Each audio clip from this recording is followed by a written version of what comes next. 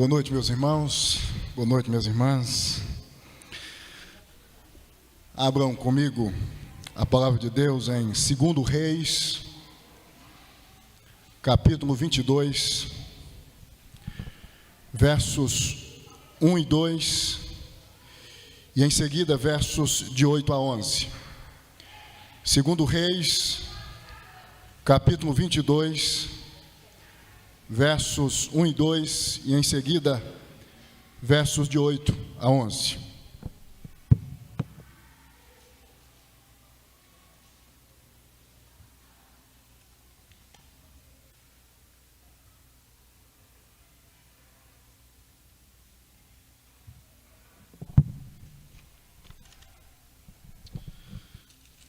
Assim diz a santa e bendita palavra de Deus.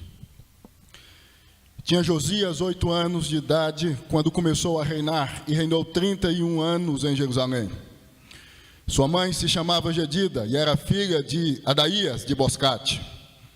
Fez ele o que era reto perante o Senhor, andou em todo o caminho de Davi seu pai, e não se desviou nem para a direita nem para a esquerda. Versos de 8 a 11. Então disse o sumo sacerdote Ilquias ao escrivão Safã: achei o livro da lei na casa do Senhor.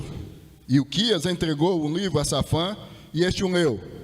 Então o escrivão Safã veio ter com o rei e lhe deu relatório dizendo: teus servos contaram o dinheiro que se achou na casa e o integraram nas mãos dos que dirigem a obra e têm a seu cargo a casa do Senhor.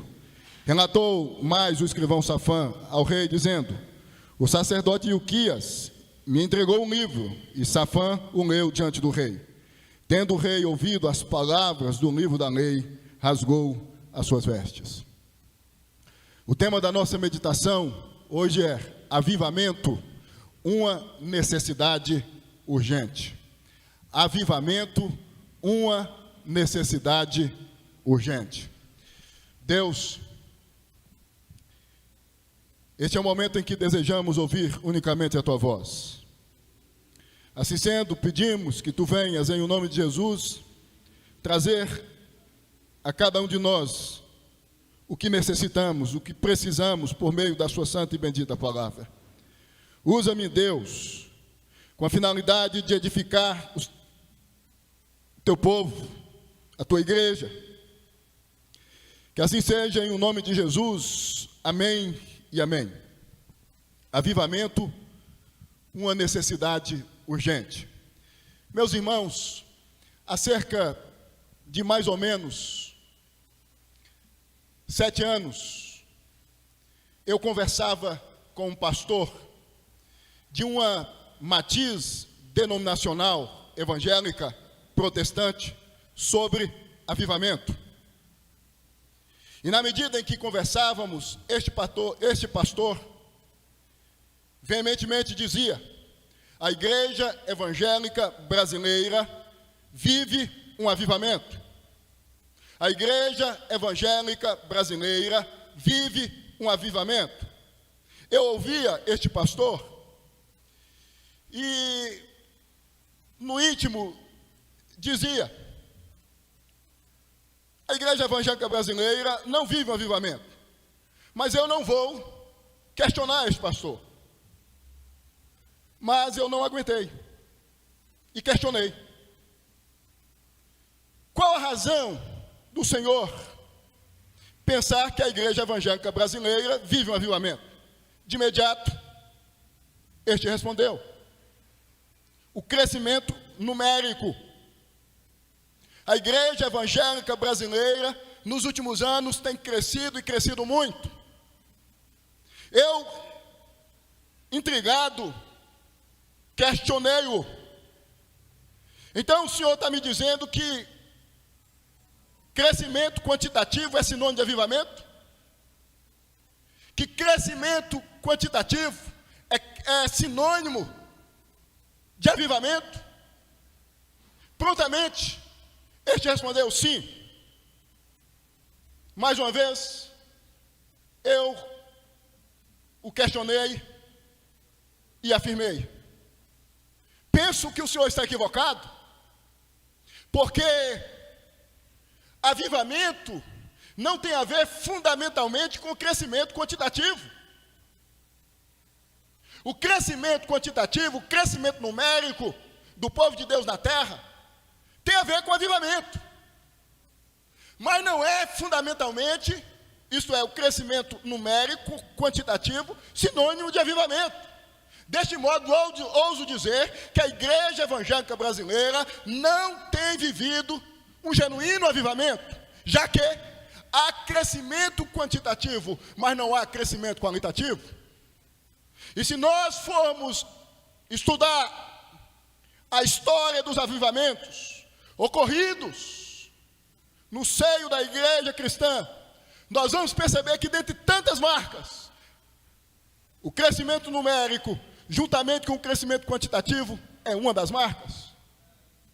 Meus irmãos e minhas irmãs, é certo que a igreja evangélica brasileira não vive um avivamento. Isso porque há muito crescimento quantitativo, mas pouco crescimento qualitativo. Avivamento não é sinônimo, como já disse, fundamentalmente de crescimento quantitativo. No avivamento há o crescimento quantitativo, mas também há o crescimento qualitativo. O saudoso pastor da abadia de Westminster, Dr. Martin Lloyd-Jones, certa feita, quando perguntado sobre o que é um genuíno avivamento, respondeu: o genuíno avivamento é quando Deus age na vida do seu povo. Quando este povo está sonolento, letárgico, dormindo espiritualmente, Deus vem e derrama o seu espírito, movimenta esse povo, desperta esse povo.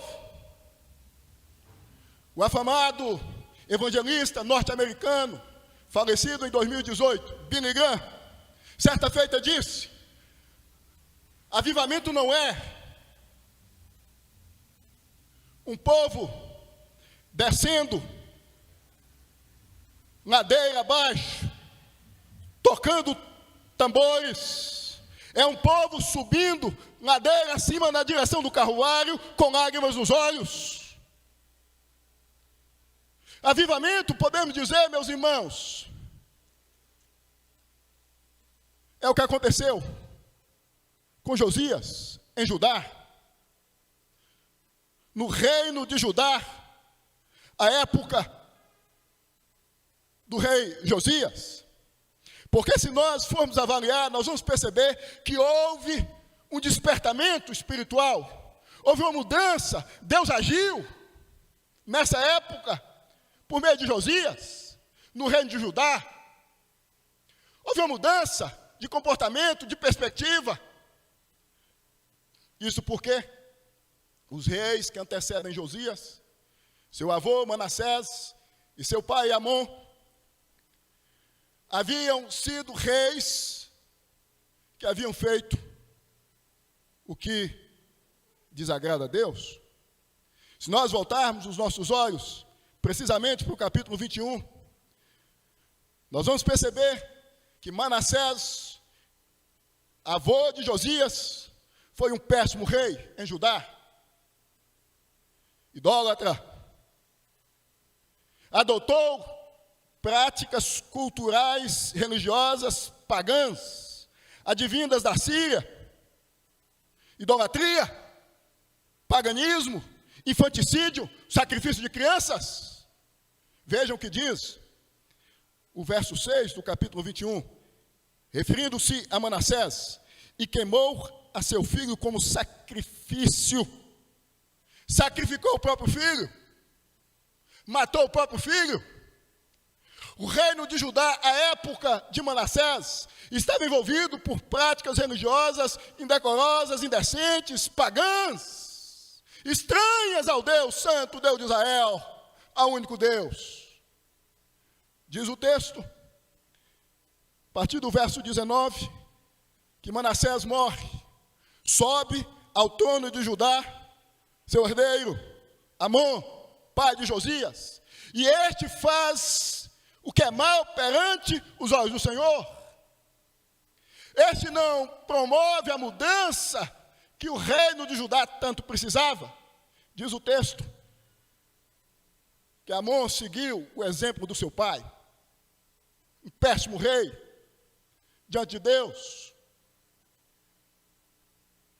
Amon reinou pouco, 2 anos, de acordo com o verso 19, foi vítima de uma conspiração dos seus próprios servos, destaca o verso 23, e morto. Surge então, neste cenário, um jovem, uma criança, melhor dizendo, de acordo com o verso 20, de apenas 8 anos de idade, e assume o trono de Judá. Josias, neto de Manassés e filho de Amon.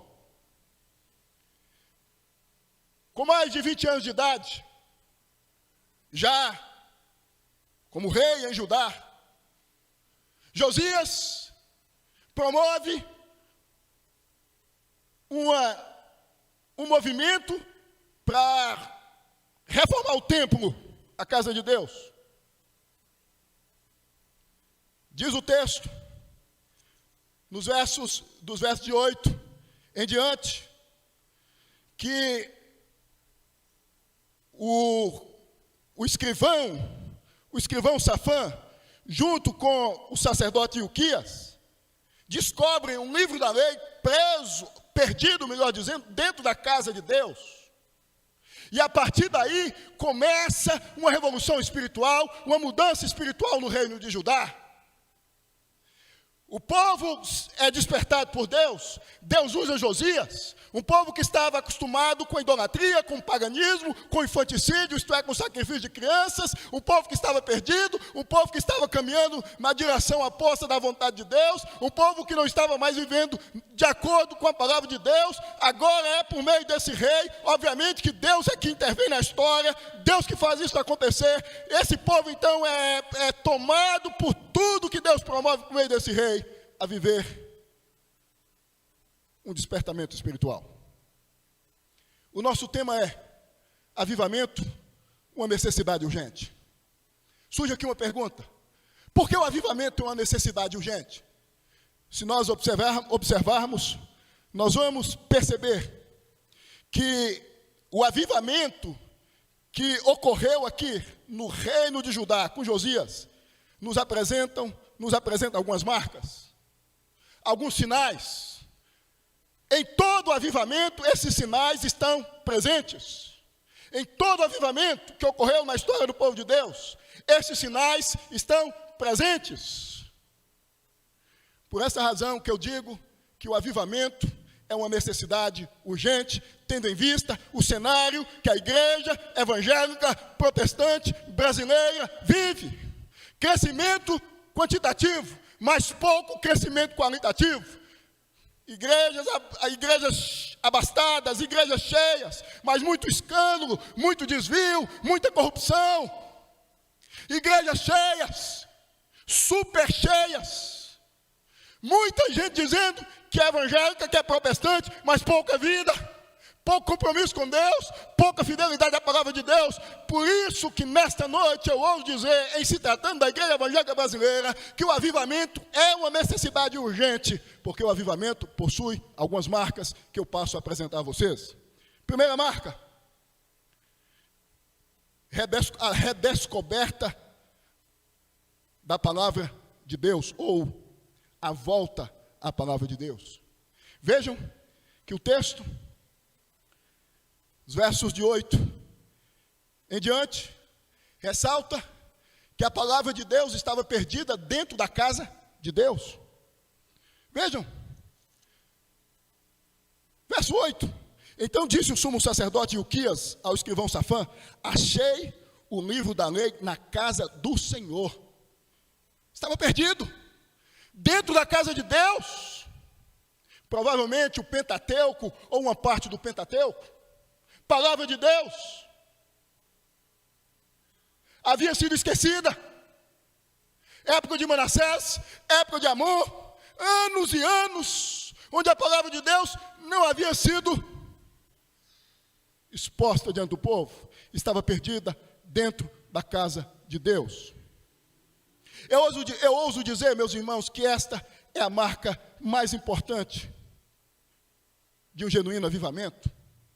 A volta à palavra de Deus. Nós estamos no mês da reforma protestante do século XVI, que aconteceu em 31 de outubro de 1517. E vocês sabem que a reforma protestante do século XVI foi um avivamento, um despertamento espiritual. Deus usou homens como Lutero, como Melanchthon, como Zwinglio, como Calvino. Homens que sacudiram as estruturas do mundo, movidos pelo Espírito Santo. É certo dizer que a reforma protestante do século XVI foi um avivamento. Foi Deus intervindo na história, foi Deus agindo na história, foi Deus usando homens com a finalidade de mover a história do seu povo na terra. E vocês sabem que a marca mais importante deste avivamento foi a volta à palavra de Deus. Vocês sabem que a prática religiosa, à época, no que diz respeito à palavra de Deus, dizia, só o Papa e os clérigos têm acesso à palavra de Deus. A palavra do Papa estava no mesmo nível da palavra de Deus. Em uma época onde o povo não tinha acesso às Escrituras, porque as Escrituras estavam no latim, uma língua culta, não acessível, não comum. Deus, então, usa Martim Lutero para traduzir, primeiramente, o Novo Testamento, na passagem de 1521 para 1522. Em 11 semanas, no castelo de Wartburgo, depois da dieta de Worms, em 1521. Lutero estava neste castelo na condição de refugiado. Traduz todo o Novo Testamento para a língua comum do povo, para o vernáculo, com propósito de fazer com que a Escritura estivesse livre, que o povo tivesse acesso às informações da palavra de Deus. A reforma protestante trouxe a consciência à Igreja de Cristo de que ela precisa conhecer as Escrituras, de que ela precisa ouvir as Escrituras, de que ela precisa se render às Escrituras, de que seus ouvidos devem estar voltados às Escrituras e não às palavras dos homens, como na época do Papa. Vocês sabem que em 1521, em Worms, Martinho Lutero é convidado a participar de um debate com um teólogo muito conhecido chamado John Eck. O intuito era fazer com que Lutero negasse tudo o que havia dito até então. E em síntese, o que houve foi o seguinte: ante ao convite de desconsiderar o que havia considerado até então, acerca dos dogmas, das superstições do catolicismo romano, Martinho Lutero disse: a não ser que vocês me provem, segundo as Escrituras, que eu estou errado, a minha consciência continuará cativa à palavra de Deus. A palavra de Deus estava perdida dentro da casa de Deus. A palavra de Deus ficou perdida durante anos e foi redescoberta no século XVI. Meus irmãos, o índice de analfabetismo bíblico hoje, em se tratando dos evangélicos brasileiros, é altíssimo. Eu ouso dizer que mais de 90% dos evangélicos protestantes brasileiros vivem de acordo com suas experiências e não de acordo com a palavra de Deus. Alguém, certa feita, disse que o que aconteceu em 14 de abril de 1906, na Rua Azuzas, em Los Angeles, foi um avivamento chamado avivamento pentecostal. Eu discordo, porque o que se percebe ali é uma ênfase nas experiências, é uma ênfase na subjetividade, no que as pessoas vivem e não no que a palavra de Deus ensina. Infelizmente, nós vivemos em um país, em se tratando dos evangélicos brasileiros, protestantes, que dão mais ouvidos às experiências dos seus líderes e às suas próprias experiências do que a palavra de Deus. Façam chicana. com os crentes que você conhece, bíblica, e você vai perceber facilmente que eu estou certo. Há muito crescimento, há muito inchaço, há muita gente cultuando a Deus sem conhecimento hoje. E por isso nós vivemos um caos doutrinário no que diz respeito aos evangélicos do nosso país. Por isso há muita gente enganada por televangelistas que vendem água, que vendem sal, que vendem rosa, que vendem lenços. E o povo tem seguido estes, sabem por quê? Porque falta conhecimento da palavra de Deus. A palavra de Deus, meus irmãos, infelizmente, anda perdida em muitas igrejas da atualidade do nosso país. A palavra de Deus, infelizmente, meus irmãos, anda perdida em muitas casas de muitos crentes da atualidade do nosso país. Perdida nas escrivaninhas, perdida nas gavetas, perdida nas estantes, palavra nos quartos, nas escrivaninhas, nas mesas de muitas casas, mas distantes do coração de muita gente. Nós precisamos de um avivamento, porque a volta à palavra de Deus é uma das marcas, é um dos sinais. Deste modo, se percebemos que há pouco conhecimento bíblico, que há muita confusão doutrinária em nosso país, isso é certo, em função de tanta coisa bizarra que a gente vê hoje, nós podemos dizer que a igreja evangélica brasileira não vive um avivamento, ela precisa de um avivamento. Ela precisa. Há muita consideração voltada às experiências, aos chamados profetas, aos adivinhos, que desvendam o oculto, mas há pouca consideração ao texto bíblico, à palavra de Deus.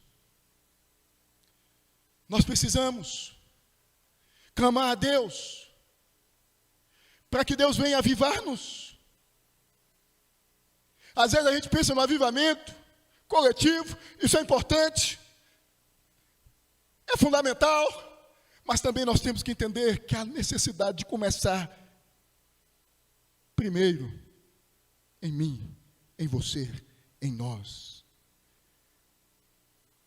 O fogo precisa ser acendido. A faísca precisa acender. Nós precisamos de um avivamento, porque o avivamento vai trazer esse apego, esse apreço pela palavra de Deus.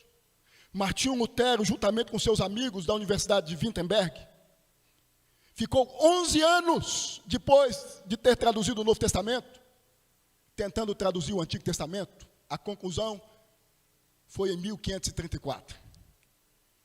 Reforma protestante trouxe essa consciência da necessidade de colocar a palavra de Deus nas estantes, principalmente no coração das pessoas, de formar. Vocês sabem que a imprensa já tinha sido descoberta, e o primeiro livro, foi a publicação, o primeiro material foi a publicação das Escrituras.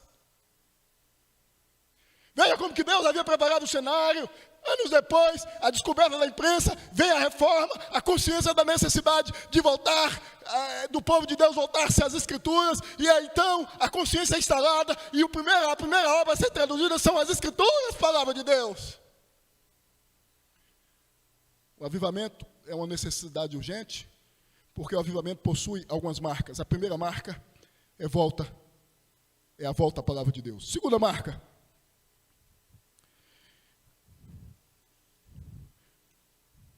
um senso restituído do temor de Deus. É o que acontece aqui. Verso 11 destaca que depois que a palavra de Deus foi lida pelo escrivão Safã diante do rei, verso 10, o rei rasgou as suas vestes.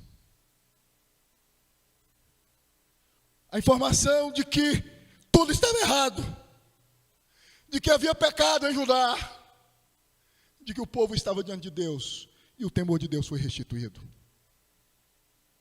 Essa é a segunda marca de um genuíno avivamento.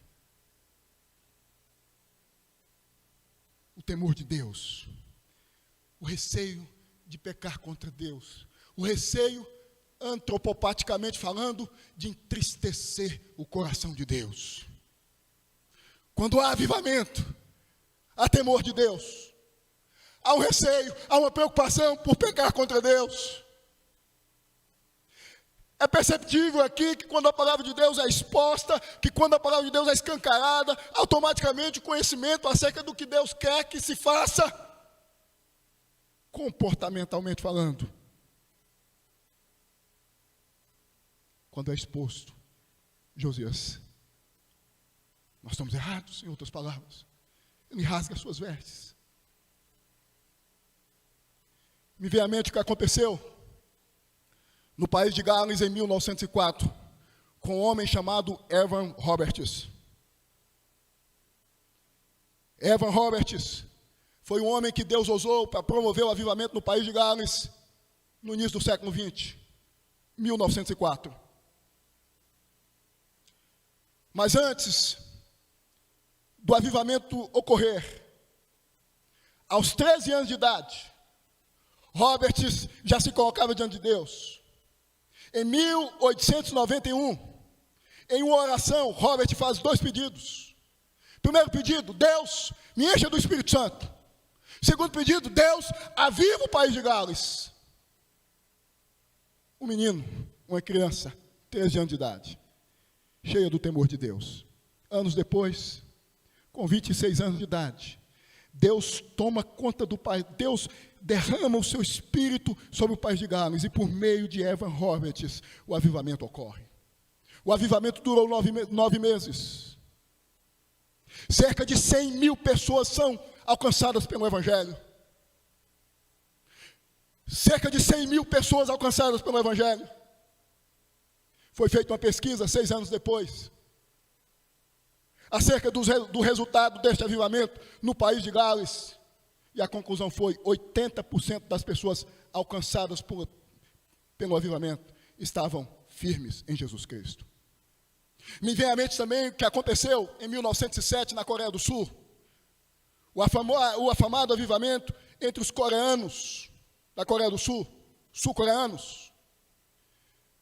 Isso porque quando o avivamento ocorre em 1907, segundo os biógrafos desse avivamento, os estudiosos desse avivamento, houve um temor enorme por parte dos membros das igrejas. Comerciantes que tinham dívidas antigas começam a pagar suas dívidas. Pessoas que tinham ódio de outras começam a pedir perdão. Gente começa a ser movida por Deus para pagar dívidas, para confessar, para se colocar na condição de quem perdoa. Temor de Deus. Aquele país, isto é, a Coreia do Sul, nunca foi o mesmo. Hoje, na Coreia do Sul, existem igrejas com mais de 100 mil membros. 100 mil membros.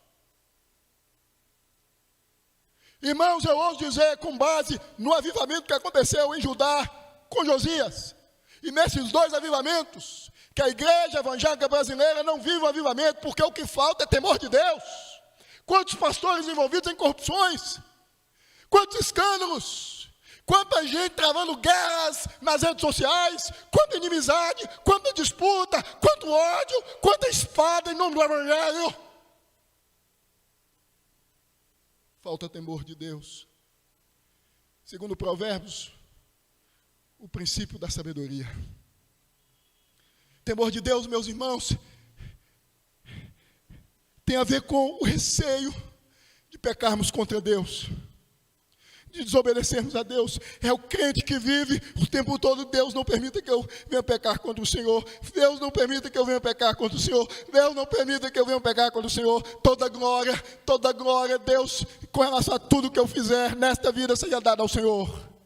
Evan Roberts, depois que multidões estavam sendo movidas pelo Espírito Santo, foi perguntado por um jornalista: Roberts, qual o segredo deste avivamento? Qual o segredo de tudo que está acontecendo? Ele disse: um coração rendido a Deus, a Jesus Cristo, ao Evangelho. Um coração temente a Deus. O avivamento é uma necessidade urgente. Porque quando o avivamento ocorre, a palavra de Deus é levada em consideração. E quando a palavra de Deus é exposta, o temor de Deus passa a envolver sua igreja. A gente vai encontrar igrejas envolvidas pelo temor de Deus, líderes, membros de igreja, preocupados em pecarem contra Deus, preocupados em desobedecerem a Deus, preocupados em viverem na contramão da vontade de Deus. O avivamento é uma necessidade urgente. Finalmente, em terceiro e último lugar, porque também uma das marcas do avivamento é o arrependimento e a confissão de pecados. Volta às Escrituras, a palavra de Deus. Temor de Deus sendo restituído. Profunda convicção de pecado. Profundo arrependimento e confissão de pecados. É o que destaca os versos de 11 em diante. Houve uma comoção. Por parte do rei, ele rasga as suas vestes, ele convoca o povo a jogar os ídolos, a destruir os altares, a destruir toda aquela cultura religiosa importada por Manassés da Síria, pagã. É o que diz aí os versos de 11 em diante. Precisamente do verso 15 em diante. Houve uma mudança. O rei entendeu que a vida precisava ser santificada, a vida precisava ser purificada. Houve arrependimento, profunda convicção de pecado. Me veio à mente o que aconteceu na Inglaterra, com John Wesley, Charles Wesley e George Whitefield, eu já disse aqui, em outro sermão, em 1739. Esses homens, usados por Deus, promoveram na Inglaterra um estrondo, o céu rasgou, o Espírito Santo tomou conta das igrejas, e um grande avivamento aconteceu.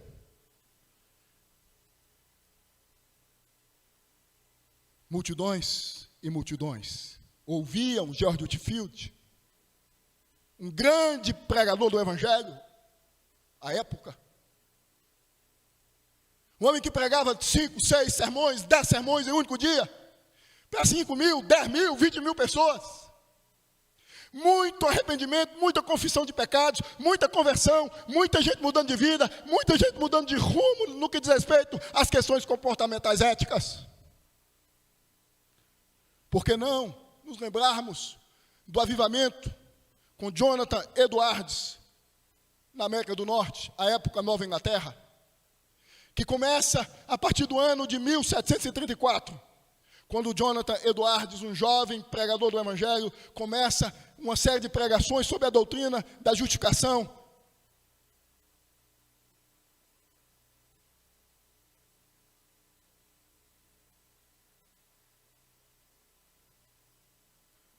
A mover corações.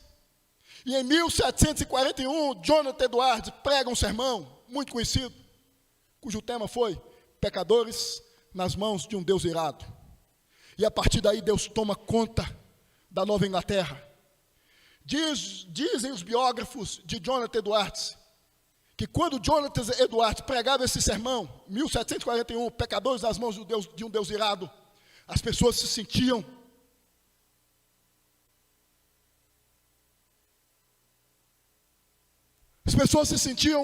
acabadas espiritualmente. Alguns dizem que muita gente dizia: eu estou sendo engolido pelo inferno, eu tenho a necessidade de me voltar a Deus, de me arrepender e de mudar de vida. À época, a Nova Inglaterra, cerca de 100 mil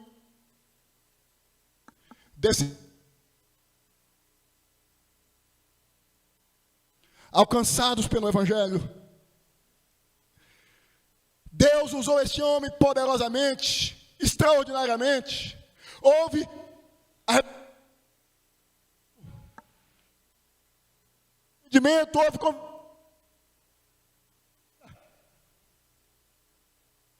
nós precisamos de um avivamento em nosso país.